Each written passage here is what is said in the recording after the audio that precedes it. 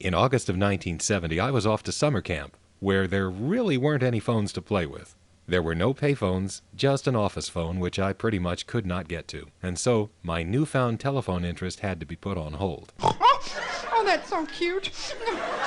Right. Well, anyway, the one thing I could do was to sneak in there and get the local telephone directory, paying special attention to those opening pages. Let us turn to page VIII.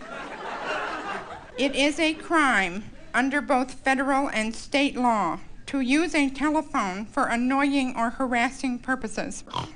No, not that part. The part about dialing long distance. The directory said that to call long distance, you had to dial 1 first. No kidding. Dialing 1 first was unheard of to me, because in Long Island, where I lived, there was no dialing 1 first. In fact, if you tried to do it, this is what would happen. The dial tone would keep right on going as if you hadn't dialed anything. Now, there was a reason why some places had to dial 1 first for long distance and others never did, and that had to do with types of switching equipment, types of circuitry in the central office that made the telephones work. But I didn't know much about that. I had scratched the surface, though, in my early observation that some phone lines did this, a burst of dial tone at the end of the digit, and other phones did this, no dial tone burst. Of course, I was curious as to which type of phone line served the camp office. All I'd have to do is ask the lady at the office to let me use the phone. But how was I going to explain what I needed to do with the phone?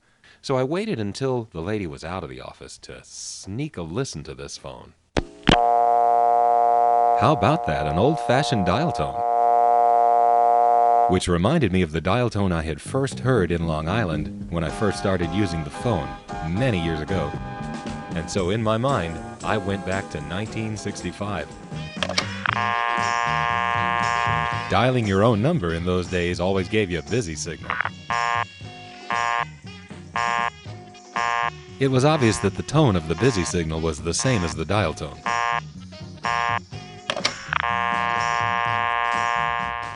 Then, one day in '65, my mother, of all people, told me that the phone company had changed the dial tone. She said she didn't like the new dial tone. She described it as a high-pitched, sickening sweet sound, and she even caricatured it, making a sound like this. Well, I'm sure you can guess which dial tone it was she had in mind, but this was the first time I ever heard that sound.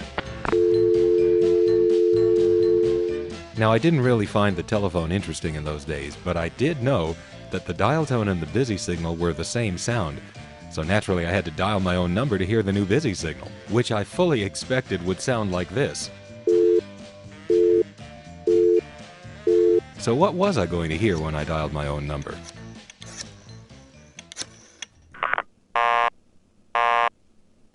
What the? Wait a minute. They changed the dial tone, right? Okay, so that means the old dial tone is gone, disconnected, kaput. I'll never hear it again, and that means the busy signal is...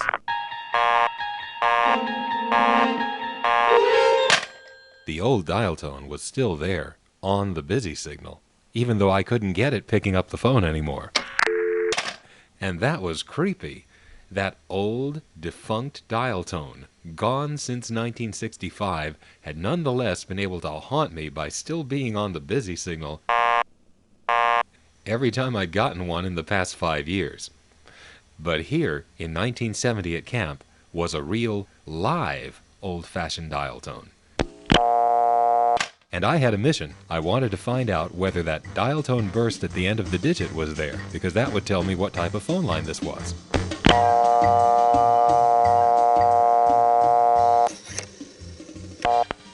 Aha, I thought, this phone is just like the ones in Long Island that I like, except it has an old dial tone. And I couldn't have been more wrong, because this phone line in rural Pennsylvania was nothing like any of the phone lines in Long Island. But before I could find that out, I heard those dreaded words, "What are you doing with the phone, dear?" Well, I'm curious about the dial tone, which is old-fashioned, and I was checking the, oh boy. .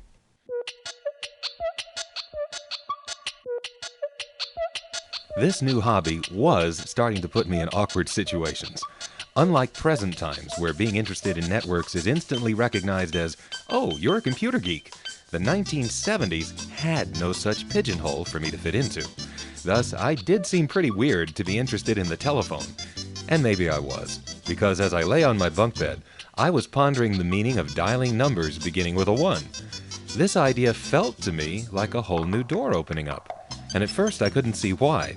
I did know that phone numbers and area codes in the US and Canada never began with a 1 or a 0, and that in New York, dialing a 1 would do absolutely nothing, and dialing a 0 would put a call through the operator. But then it hit me that there was something really important that I'd never tried. I had never tried picking up my phone in Long Island, dialing a foreign area code like maybe 213 for Los Angeles, and then dialing a 1. Suddenly I saw that I'd missed something quite obvious. There were 200 possible phone number prefixes in the range 000 through 199 that I had never tried dialing. Of course, you couldn't dial them at the dial tone because the 1 would be ignored or the 0 would go to the operator. But after an area code, like 213, that had never been tried. And I thought about the possibility of there being special phone numbers, maybe for phone company use, beginning with 1 and 0. I got so excited about this idea that I even took a notebook and wrote down a list of all the codes that I wanted to try once I got home back to Long Island. But being at camp, for now I would just have to wait. So I made my list, waiting to fill in the results once I got home to try it. It wasn't too long after that my parents did arrive to take me back to Long Island. Before you leave camp, why don't you short sheet their bunk beds? Nah, I've got a better idea. On the way home from camp, I'll stop at the first payphone where I get the chance and see what happens when I dial a 1. And so I was ready for what turned out to be the first of many so-called phone trips, going up to a payphone for no purpose at all other than to check out the local telephone system.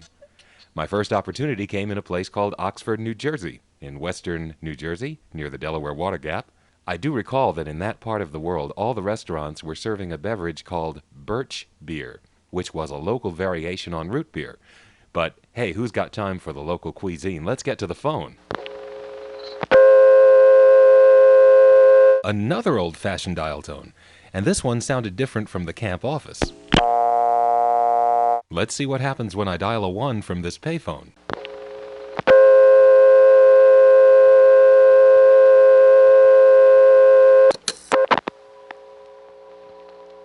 I'm sorry, the number you have reached is changed or not in service at this time. If you need assistance, please hang up and dial your operator. This is a recording. 1-2. I'm sorry. It was a recording, but recordings were interesting to me at this time, and this one had a funny text, the number you have reached is changed or not in service, and a mysterious numerical ID, 1-2. I couldn't help but wonder what that meant. Turns out that it was simply that this was a little independent company that didn't follow Bell System practices, and therefore it had its own way of doing recordings. Not a big deal, but at the time this whole thing was kind of mysterious and fascinating. Had I been a more experienced phone tripper, I would have been delighted to find out that as I dialed around to each of the towns that surround Belvedere, New Jersey, one of which is in Pennsylvania, I would get a different recording with its own numeric ID. 1-2 for this town, 1-4 for that town, 1-5 for another, and so on. But I wasn't to find that out for quite some time, and arriving home later that day, I just had to try those funny codes from 000 through 199, dialed after an area code. I also wanted to try dialing my own area code, 516, and then one of those codes. So I got out my list. Let's try 516 plus 111, 1111, and see what happens.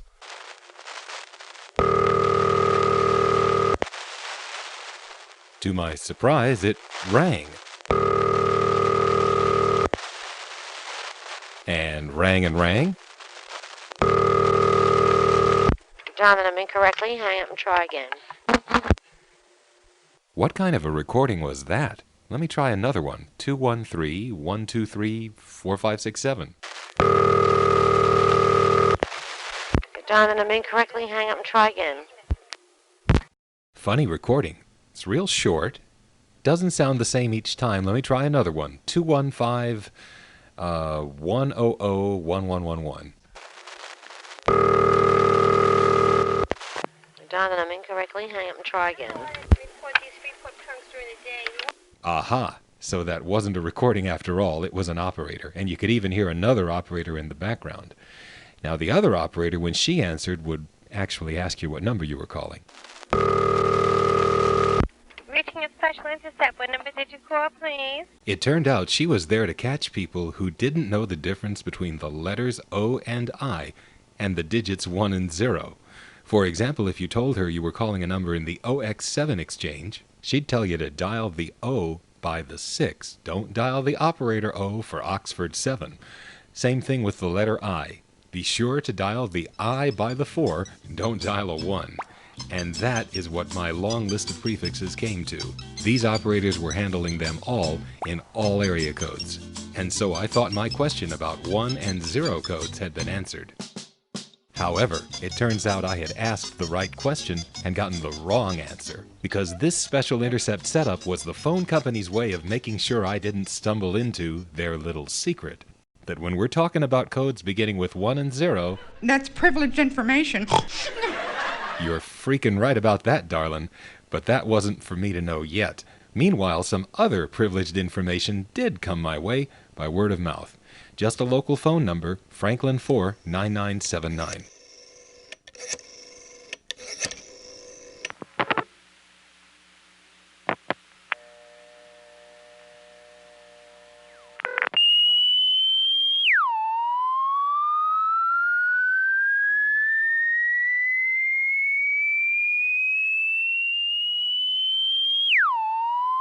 Obviously, this was some sort of a phone company test circuit, and I was impressed. I don't know why, but in those days, anything the phone could do that was outside of the normal repertoire tended to impress me.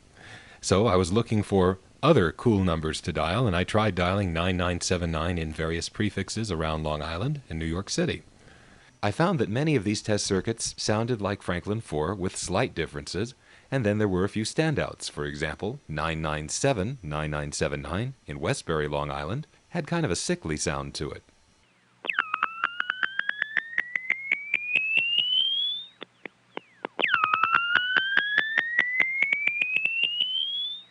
Then there was 449 9979 in Brooklyn, which sounded more like a siren.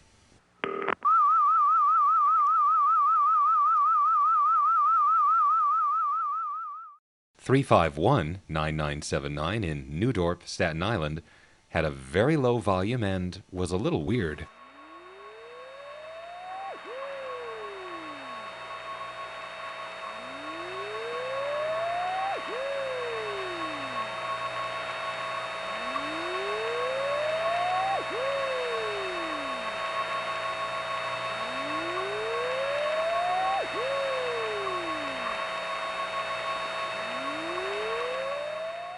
(239) is a prefix in Long Island that serves the 5 towns right next to the Rockaway part of Queens.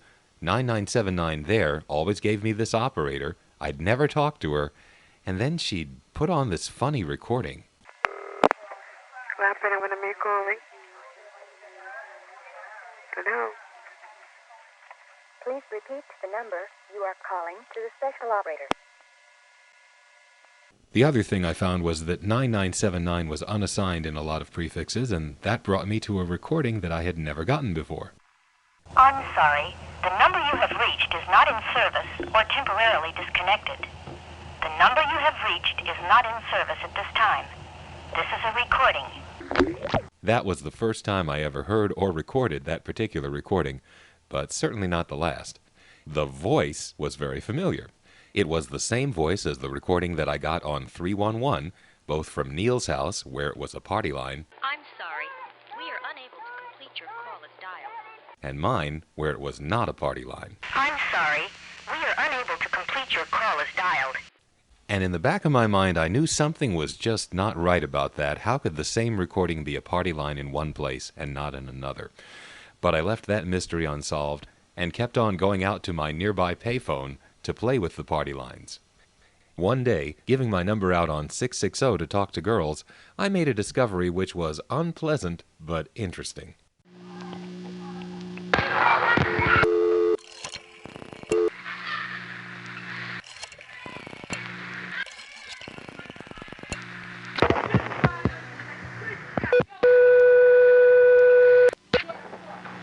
Hello? Hello? Hello? Hi. Hi. Who's this? Karen. Give me a call. 599 599 9777. 9777. Right. Okay. Bye-bye.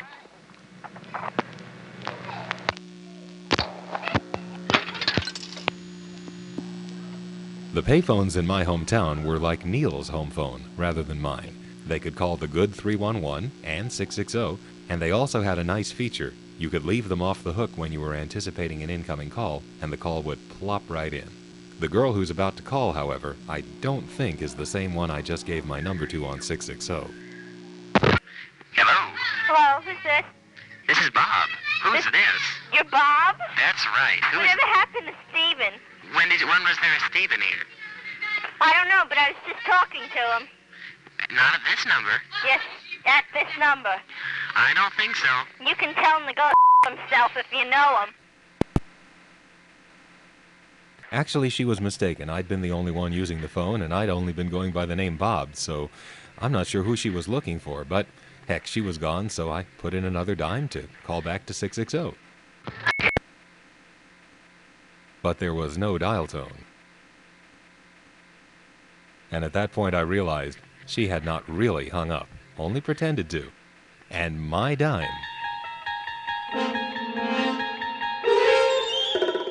was in limbo. The reason was that it was impossible for the phone to return my dime as long as there was an incoming call on the line. What it took was for me to get a new dial tone and make a new call, but I could only do that after she had hung up and she was holding my line up. I tried hanging up on her, and amazingly, she was able to stay on my line for up to 3 minutes at a time. Even when I did manage to disconnect her by hanging up for a very long time, she would simply call back in before I'd had a chance to get a dial tone, so she'd hold me up again. I ended up having to walk away, leaving my dime in the phone, at best to be used by the next person, at worst to simply be collected along with the next customer's dime when he completed his call after putting his dime in. Not a happy experience, but it gave me an idea. This could be a very good prank. And being a teenager, a good prank seemed like a good thing. It took some research to figure out how to do this. The first thing we had to find out was how was it that she was able to hold me up for so long. After all, I had tried staying on the line after calling someone from my house, and I'd always get cut off after 20 seconds. But wouldn't you know it, Neil's phone was once again better than mine in a particular way. From Neil's house, I could make a local call and hold someone up after they'd hung up on me for 2.5 to 5 minutes.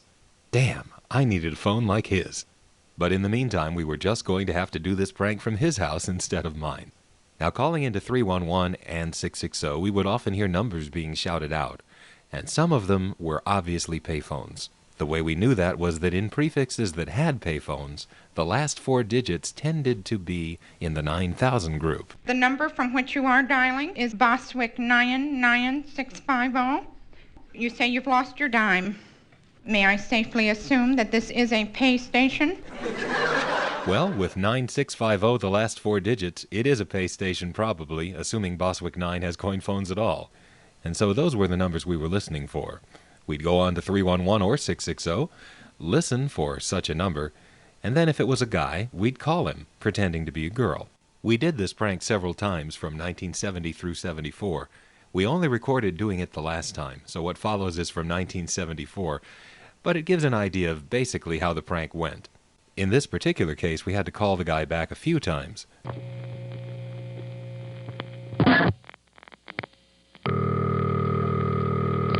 Hello? This is Eileen again. My father keeps hanging up the phone. Who, your father? Yeah. Just what? I am not on that party line. I am not. We've now pretended to hang up,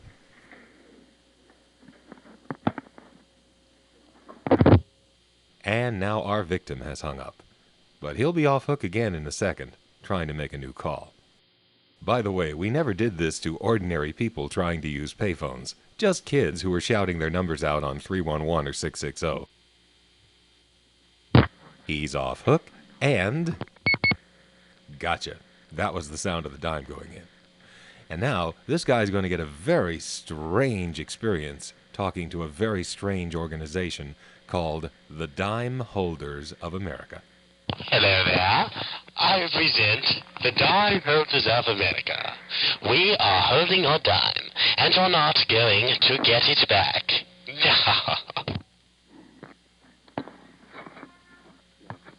Hello?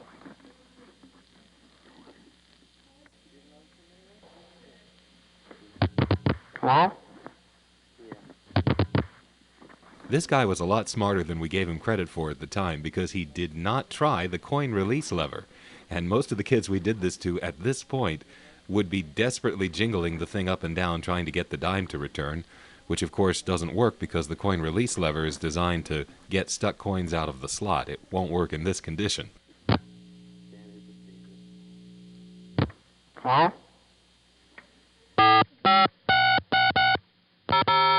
The touch tones are a giveaway that this isn't a 1970 recording. Actually, in September 1970, most Long Island payphones were single-slot, rotary dial. Yeah. I wish we could give him a line time.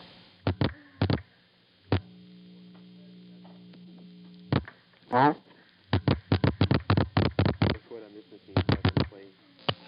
Hello. Hello? Yes, I'm David Glass, your representative of the Dime Holders of America. Now, we have your 10 cents and you're not going to get it back. When? When? Never. Never. Never. Why? Why? That's our business. This is how we make our money. I need that dime. You need that dime? Yeah. How do you think businesses are formed? By dimes. Look at the phone company. They're made of dimes. So are we. When are you going to give it back? We're never going to give it back. I don't get my dime. You get yours. I'll get mine. I've gotten mine last night. That's all I need. Once a week for me, you know. Once we get over 40, we don't need much of it. Ta-ha! Hello, Shum. This is Mr. Alexander Milligan, the head representative for Rockville Center, Oceanside, Limerick District. Yeah? Now, I hear you have a complaint that you've had your dime taken. Is this true? Yeah. You're not going to get your 10 cents back because you gave it to us. And don't be an Indian giver. Since you put it in the slot, that's our slot. It is not. It is too. Don't argue with me, son. I'm old enough to be your grandfather. I want it to be yours. You're old enough to be my grandfather. I doubt it, son. You sound like a young whippersnapper. Young whippersnapper. A young whippersnapper. He whips his snap all the time. My grandfather's been dead for years. We stole his dime from the grave. He probably wears combat boots. My father wears combat boots. Yeah.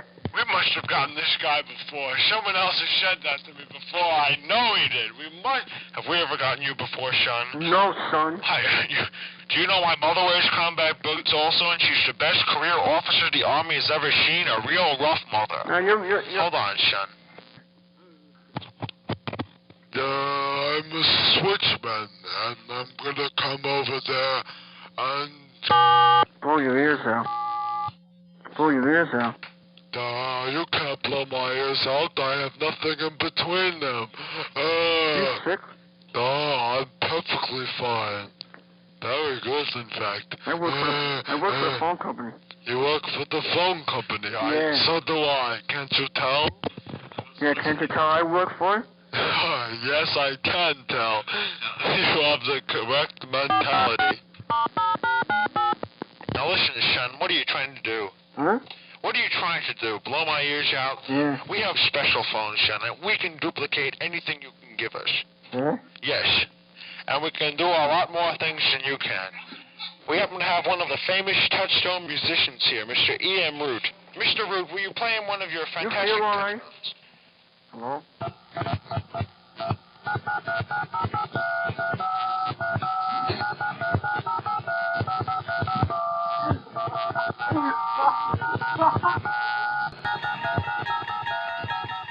Oh my. Well, I guess all teenagers are a little bit obnoxious, and we were no exception. In any event, that's pretty much the way it would go. Though in all honesty, I still think this is funny. I also think that it's way too mean to do. I'm not exactly proud of it, but hey, it's done and it's on tape, so here it is. Mr. Dell, this is Miss Tomlin from the telephone company. Yeah? It is my duty to discuss with you some of the abuses of your instrument. Go on. Today, I was robbed of my dime in a payphone. I want it back. We never got the dimes. I mean, theoretically, if we'd been able to run out to the phone at just the right time when the person had given up, we might have been able to actually retrieve their dime, but we never did. It was just a prank. And what happened was they either got their dime back or the next person ended up just collecting it when they made their call, just as the girl who held my dime up never actually got it. So anyway, Neil and I were off to a bad start, but hey, what did we know at that age? We did know, however, that there was something about the kind of phone line that Neil had that was very desirable. It got the party lines and it could hold local calls up for 3 or more minutes. So the fact that all phones were not created equal was really driven home. Well, I was to learn a lot more about different types of phone lines in my September 1970 trip to Atlanta to visit my family. This was the first trip to Atlanta after I became aware that there was something to check out on the phones, and it ended up being pretty eye-opening, though it actually left me with more mysteries rather than fewer, and deepened my interest in this whole thing. That's in the next segment. Edited recordings from 1974 have been used here to depict 1970 events. The busy signal impulse rate has been fudged in places to avoid rhythmic disharmony with background music. Oxford, New Jersey recordings are accurate, though the dial tone was recorded later.